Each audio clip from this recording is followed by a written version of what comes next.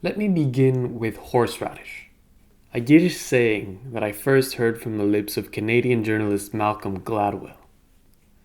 To a worm in horseradish, the whole world is horseradish. As the phrase suggests, someone who is entangled in a single kind of substance is only capable of perceiving the world through that substance. This is how we might begin to think about the ways people form their opinions and narratives. We are all worms entangled in some sort of horseradish, an amalgamation of ideas, words, people, images, foods, attitudes that inform our ideas about ourselves and about the world around us. This is how identities and opinions are constructed, through the equation of the self to an external structure to which we have some sort of connection. In other words, who we think we are and what we think the world is like is always dependent on our relationships to the things floating in and around the spaces which we have and do inhabit.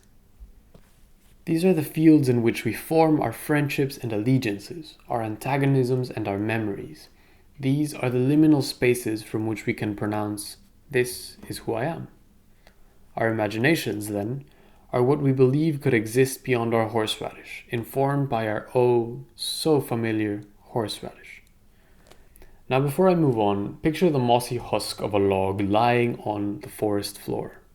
The critters living under its weight, a spider weaving a meshwork it calls home, moths fluttering nearby, a worm wriggling towards a puddle, a bird with big eyes watching intently, cold morning air, microorganisms in and around everything, oyster mushrooms growing on the bark, an expanse of white oak, shrubbery and berries.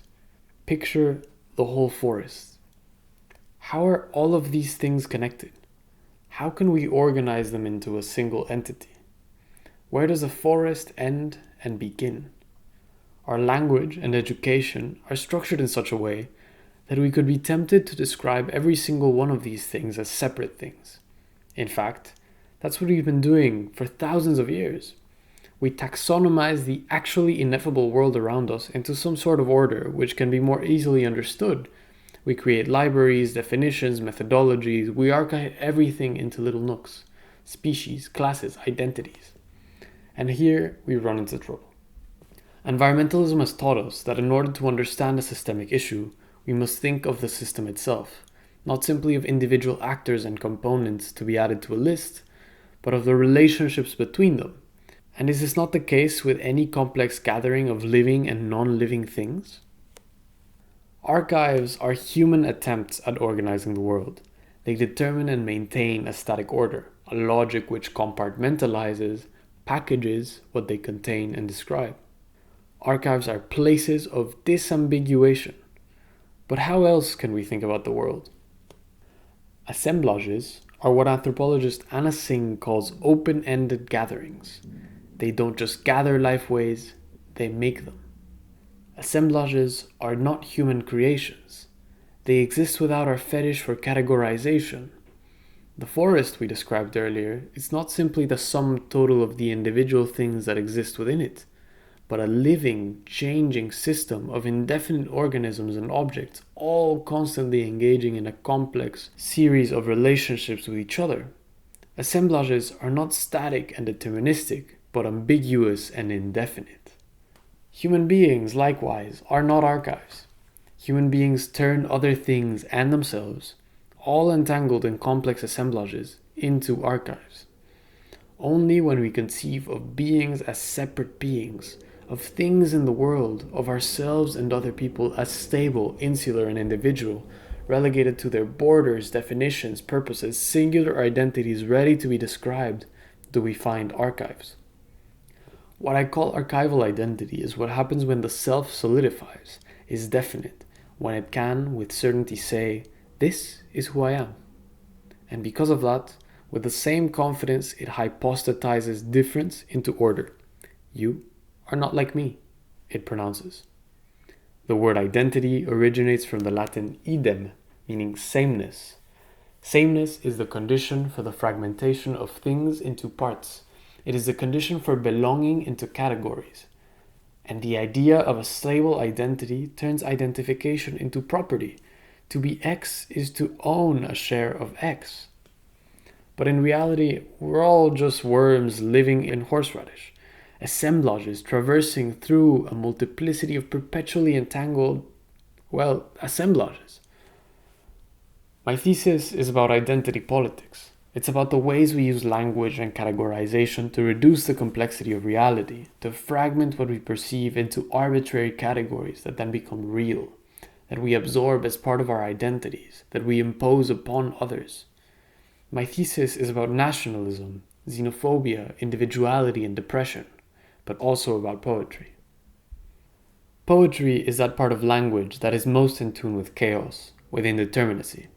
It's a method to formulate, enunciate beyond what we can currently describe, beyond the slow apocalypse which we are undergoing. Language is a virus from outer space. This is a famous line from William Burroughs. And the outer space of language is what we might call the horseradish, the psychosphere. It's that all too real non-place where signs proliferate, producing viral tendencies and meaning. We all traverse the world beyond our little bodies, in our respective but inevitably infected, indeed contaminated psychospheres, interwoven spaces from which we interpret the semiotic and material flows of reality, with or against each other, arbitrarily, subconsciously, but never without meaning. Meaning is a filionotic virus, a virus that spreads through friendship, mutual understanding. What I call social poetry is an attempt to collectively take hold of our relationship to meaning, to create spaces where what is highlighted is not the order of identities, but the dizzying and vulnerable experience of being alive.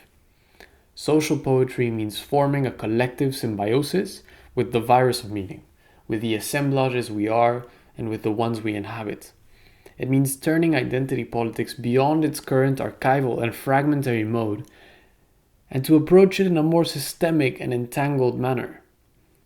What does identity politics look like without the individuation or the ethnocentrism? What does a politics centered on relationships look like? Epicurean materialist philosophers believed that the soul was not a single thing that you'd find buried in the depths of your being, an essence that gave life to who you were. No, to them, the soul was always in between. It was the clinamen, a force that made bodies lean against each other, a liminal space of utter and perpetual transformation, always in between you and I, between these words and the ones surrounding them, between one state and the next, between all atoms. In the assemblage of assemblages, the soul was their relationship. The soul was that which made the world vibrant, erotic, and vital. Now, politics, like everything else, are already relational. They are the space in which we deal with those relationships. But we forget this. Individuation and archival modes of organization make us think in terms of separate categories, in terms of same and different. They obfuscate the soul, render it muddy, imperceptible. And in an age of widespread determinism, of identitarian fragmentation, social and economic precarity, we are faced with at least two choices. One is to take the route of the ethno-nationalists, the route of tribalism, of division which will lead us to what Italian philosopher Franco Berardi calls global civil war, or we can take the route of internationalism, of collaboration, of cross-identity, empathetic, systemic thinking. We can remember that every identity is socially constructed and contingent, not set in stone, but the result of the limited frameworks with which we perceive reality, the result of our mutual but limited understanding, the result of our friendships, of our horseradish. I have only a few questions to leave open. How do the labels and stories used to describe other people determine their behavior? What would feminism look like if it didn't structure its political foundations on the basis of identity, but on the basis of relationships? What about anti-racism? Can any politics of otherness truly achieve its goals without an other to identify and help give shape to? I leave you with a quote from my favorite pessimist, Émile Cioran. What surrounds us, we endure better for giving it a name and moving on. But to embrace a thing by a definition, however arbitrary, is to reject that thing, to render it insipid and superfluous, to annihilate it. Thank you.